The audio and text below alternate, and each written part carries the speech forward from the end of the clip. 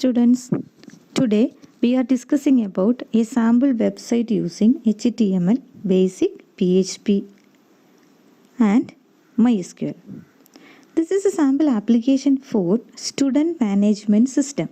That is, this website is for store students' data and its stakeholders are admin and students. The admin has the provision for add, view, edit and delete option for the course and batch also. Then also has the provision to view students' data, that is, students' data are all added by students itself by login, but the admin has the only provision to view these data. The students has a provision to enter a student by himself and get username and password.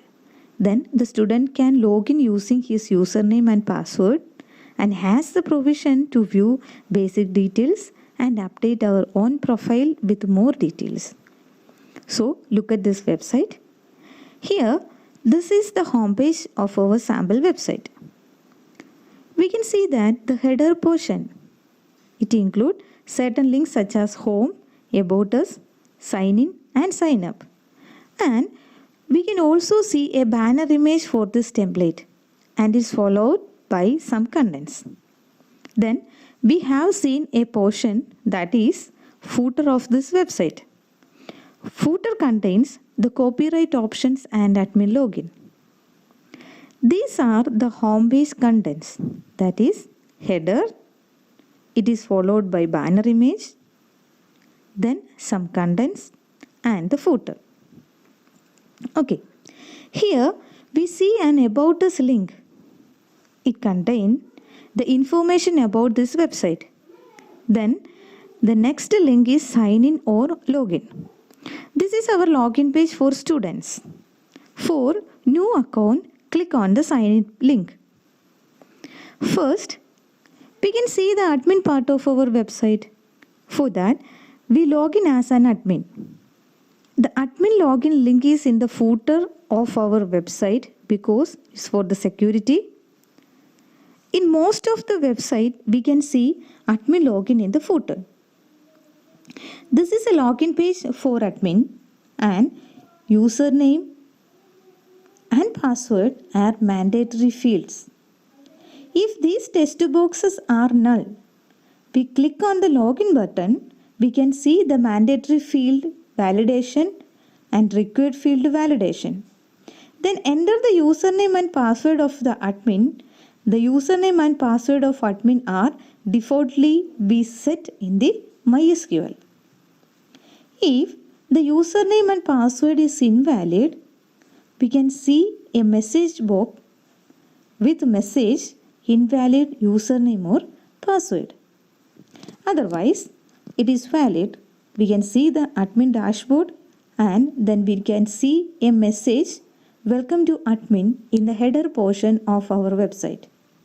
And also see the certain links such as home, course, batch, etc.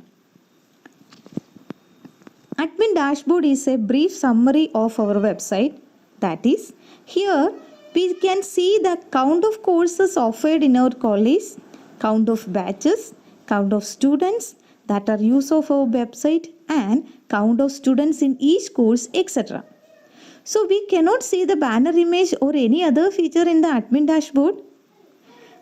In the admin side, first we look at the course link. Here we can see that courses that are already added in the databases and also we can see edit and delete option. These contents are not clear, so I zoom the window for clear the data. Okay, that is, these are courses that are already added. For adding new course, click on the Add New button. This is a course registration form. It contains two text boxes. For enter course name and short name. Initially, we can check the required field validation for this form. That is, these fields are mandatory. The text boxes are null. I click on the save button. Here we can see the validation. Please fill out this field. This is a required field validation for test boxes. Then I enter numeric value in these test boxes and click on Save button. Here we see that pattern validation. Please fill in the request format. That is, this validation is for cannot enter numeric value in these test boxes. We can use pattern validation for text, numbers, email, contact and password as commonly. So, I enter valid input value for these test boxes. That is, I enter the course name Bachelor of Computer Application and short name BCA in these test boxes and click on the Save button. Here we can see a message box, course details successfully registered. That is, these data are successfully added to the database. So we can see the new entry Bachelor of Computer Application in this table. Then let me check. We can again insert the same value for the table. So enter the value Bachelor of Computer Application as course name. Then click on the Save. Here we can see an already exist alert and this value is not inserted in the table. That is, once a value is in this table, then this value is not inserted again. This is the already exist validation. Very important. This is the already exist validation. So, I enter a new input value, Master of Computer Application, then click on the Save. Here we can see new input value in this table. Then, we can edit the new entry by clicking the Edit option. Here, we can see data is filled in the test box. That is, previously added course entry Bachelor of Computer Application is filled in the test box and edit these values, then click on Update button. A message box will appear, course details successfully updated. The data is updated successfully to the database. So, we can see the updated data in the table. Then, we can also delete this entry by clicking Delete option. We can see a message box, course details successfully deleted. The data is deleted from the database, so we cannot see that data in the table. The next link for batch. We can see already added batch entries in this table and we can add a new entry for batch. Enter the batch name 2018-20 in the text box and click on the Save button. We can see the new entry 2018-2020 is in the table and here is also Edit and Delete options. Then another link is student. Now there is no student details in the table. For that we can enter a student detail. So log out the admin side and for creating new account on the sign up link. Here we can see the form with the basic details of the students such as name, course and batch, etc. In this course is a drop down box, that is we can see the course values Bachelor of Computer Application, value Master of Computer Application, etc.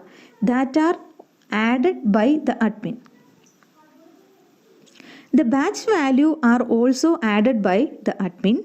Then I enter the name Joe, the course as Bachelor of Computer Application, batch as 2018-20, username as joe@gmail.com and password as Joe. Then let me check. Admin can see this student data. So login as admin again and take the student link. See, now we can see the previously added student name Joe and its details also. it contains more details option. We can see the more details of student. If the student is not update the profile, we can see a message box for the student is not updated the profile. Otherwise, we can see the more details. Here, Joe cannot update his profile. So, we can see the message, the student is not updated profile when clicking the more details option.